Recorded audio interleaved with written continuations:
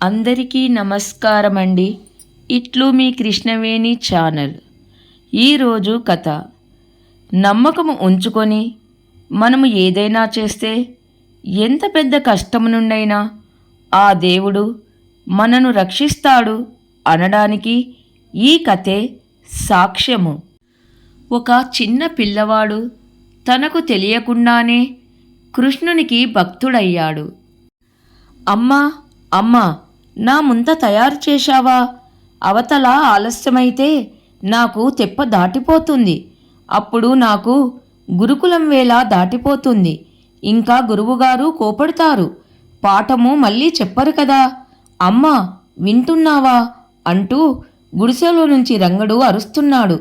రంగడి తల్లి కావేరి ఆవు దగ్గర పాలు తీస్తుంది. ఇదిగో పాలు తెస్తున్నారంగా, తాగి బయలుదేరుదువుగాని అంది. కాసేపటికి లోపలికి వచ్చి, రంగా, ఈ పాలు తాగు నాన్నా అని ఇచ్చింది. అమ్మ ఇచ్చిన పాలు తాగి రంగడు పరుగు పరుగున రేవుకు వెళ్ళాడు. తెప్పలో కూర్చొని తన భుజాన వేసుకున్న సంచి పొదివి పట్టుకొని నవ్వుకుంటూ, ఆవల మా అన్న నా గురించి ఎదురుచూస్తూ ఉంటాడు అని కాస్త అటూ ఇటూ సర్దుకొని తన ముంతను ఒకసారి చూసుకున్నాడు. అన్నయ్య, నేను వస్తున్నాను అని మనసులో ఒకసారి తలుచుకున్నాడు. తెప్ప నది దాటుతుంది. రంగని చెవిలో అల్లంత దూరము నుండి వేణునాదము వినిపించింది. పెదవులపై చిరునవ్వు విరిసింది. అవతలి తీరం చేరుకోగానే తెప్పలో నుంచి ముందే దుమికి పరుగు అందుకున్నాడు. అలా ముందుకు సాగిపోతూ, అన్నా, గోపాలకృష్ణ, ఓ గోపాలకృష్ణ అని పిలుస్తూ సాగుతున్నాడు రంగడు.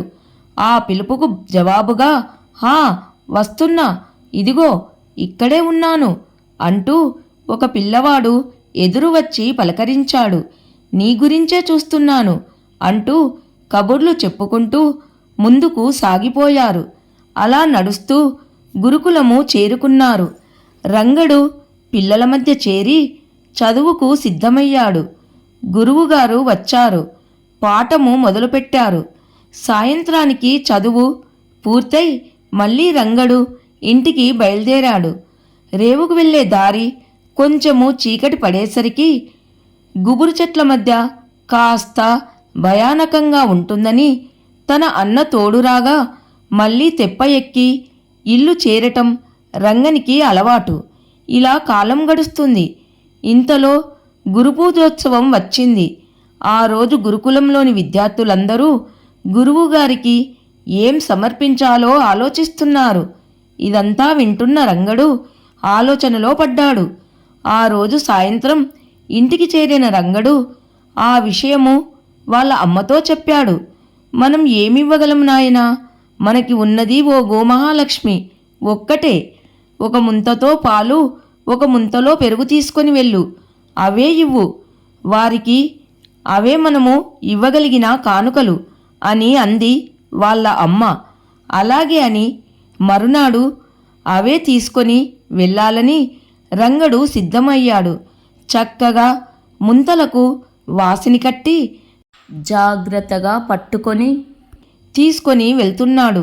రేవు దాటి ఆ అడవిలో నడుస్తుంటే కాలుకు ఏదో అడ్డం వచ్చి రంగడు ఎదురుదెబ్బ తగిలి ముందుకు పడిపోయాడు. లేచి ఒళ్ళు దులుపుకొని చూసేసరికి ఆ ముంతలు పగిలిపోయాయి. అయ్యో, ఇప్పుడు ఎలా అని ఆలోచిస్తూ తన అలవాటు ప్రకారము, అన్నా, ఓ గోపాలకృష్ణ అని పిలిచాడు. అన్న వచ్చాడు. పగిలిన ముంతలు చూపించి, నేను ఇప్పుడు గురువుగారికి ఏమి ఇవ్వాలి అని బాధపడ్డాడు. అప్పుడు గోపాలకృష్ణ, మరేమీ పర్వాలేదు అని ఒక చెట్టుకు కట్టి ఉన్న ఉట్టిలో నుంచి అలాగే ఉన్న 2 ముంతలు తీసి రంగనికి ఇచ్చి, ఇవి తీసుకొని వెళ్ళు, మీ గురువుగారికి ఇవ్వు. వీటిలో కూడా పాలు పెరుగు ఉన్నాయి అన్నాడు. రంగడు మళ్ళీ లేచి కళ్ళు తుడుచుకొని, అలాగే అని వెళ్ళొస్తాను అని పరుగు పెట్టాడు. గురుకులము చేరాడు రంగడు. అక్కడ పెట్టిన పెద్ద కుండల లాంటి బాణాలులో పాలు పెరుగు పోస్తున్నారు. తను కూడా వెళ్ళి ఆ బాణాల్లో ముంతలు వంచాడు. తిరిగి చూస్తే మళ్ళీ ముంతల్లో పాలు పెరుగు వచ్చాయి. మరలా వంచాడు. బాణాల్లో తొలపటం, తిరిగి చూస్తే మళ్ళీ ముంతలు నిండటం ఇలాగే నడుస్తుంది. ఆ చోద్యం చూస్తున్న ఒక పిల్లవాడు అక్కడికి వచ్చి, ఏది ఇలా తే, నేను చూస్తాను అని ముంత లాక్కున్నాడు. అలా లాగటంలో పాలముంత కింద పడి పగిలింది, సగం విరిగింది. అయినా మిగిలిన సగంలో పాలు నిండాయి. అందరూ ఆశ్చర్యంతో చూస్తున్నారు.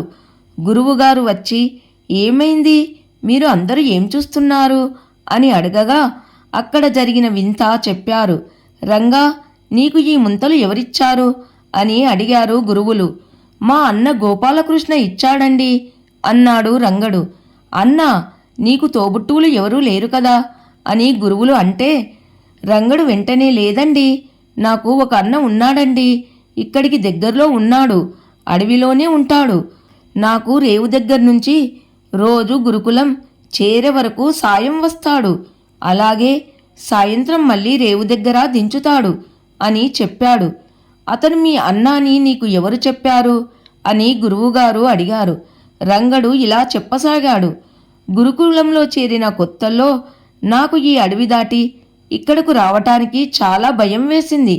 చీకటి పడితే ఇంకా నాకు భయంతో ప్రాణాలు గుప్పెట ఉండేవి. ఇలా 4 రోజులు గడిచేసరికి నాకు జ్వరం వచ్చింది.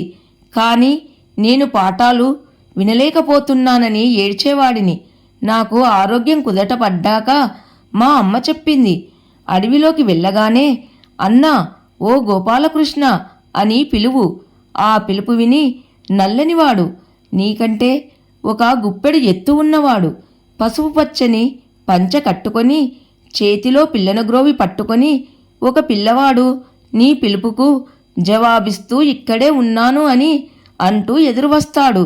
అతడే నీ అన్న అని అమ్మ చెప్పింది. నాతో రోజూ వస్తాడు, నాకు చాలా విషయాలు చెప్తాడు, ఎన్నో నేర్పిస్తాడు. అసలు అతనితో ఉన్నంతసేపు నాకు ఏమీ గుర్తుకు రాదు. ఎంతో ఆనందంగా ఉంటుంది గురువుగారు అన్నాడు రంగడు. మీ అన్న నీకు చాలా నేర్పించాడు అన్నావు, ఏది మచ్చుకకు ఒకటి చెప్పు అన్నారు గురువుగారు.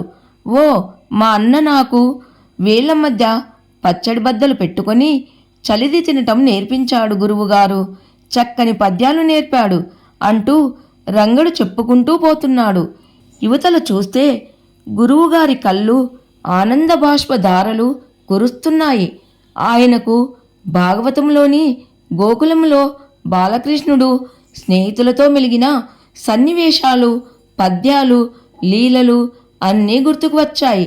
వేగంగా వచ్చి, రంగా, నువ్వు ఎంత అదృష్టం చేసుకున్నావురా, భగవంతుణ్ణి కళ్ళారా చూశావు, ఆయనతో ఆడుకున్నావు అని రంగడిని గుండెలకు హత్తుక్కొని మనసారా ఆశీర్వదించి, నువ్వు నా శిష్యునివి కావటం నా అదృష్టం నాయనా అని అన్నారు. ఈ మాటలు రంగనికి అర్థం కాలేదు.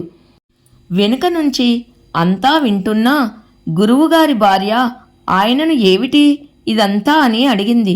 గురువుగారు అప్పుడు ఇలా చెప్పారు, ఏముంది, యద్భావం తద్భవతి అన్నారు. అంటే రంగనికి వాళ్ళ అమ్మ ఎలాంటి గుర్తులతో తనకు అన్నగా ఒక పిల్లవాడు కనిపిస్తాడు అని చెప్పిందో ఆ మాటలపై పూర్తిగా నమ్మకం ఉంచి అలాగే ఆ గోపాలకృష్ణుణ్ణి ఎలుగెత్తి పిలిచాడు రంగడు. అందుకని అతన్ని నమ్ముకొని దృఢపరుస్తూ అలాగే భగవంతుడు కనిపించాడు. మనము ఆయనను ఎలా కొలుచుకుంటామో, ఎలా ఆరాధిస్తామో అలాగే మనల్ని కరుణించి ఆ స్థాయికి సర్వాంతర్యామి కరుణ ఆకృతి దాల్చి కటాక్షం చూపిస్తాడు. అదే ఈ రంగనితో జరిగింది. ఆ పరమాత్ముని కరస్పర్శ వల్లే ఆ ముంతలు మరలా నిండి ఆయన లీలని ప్రకటించాయి. వాళ్ళమ్మ పూజ ఫలించింది. వాడి మనసు నిర్మలం. అందుకే పరమేశ్వరుడు వాడికి కనిపించాడు అని అన్నారు. ఇద్దరూ ఒకసారి ఆ కృష్ణునికి మనసారా నమస్కారం చేసుకున్నారు. బయట పిల్లలు కూడా నందకిషోరా, హే గోపాలబాల అంటూ తాళాలు వాయిస్తూ కృష్ణభజనలు చేస్తున్నారు. అడవిలో నుంచి మధురమైన వేణు గానము గాలిలో సుగంధాలు నింపుతూ అందరినీ తన్మయులను చేసింది. కథ సమాప్తం. నచ్చితే లైక్ చేయండి. అందరికీ ధన్యవాదములు.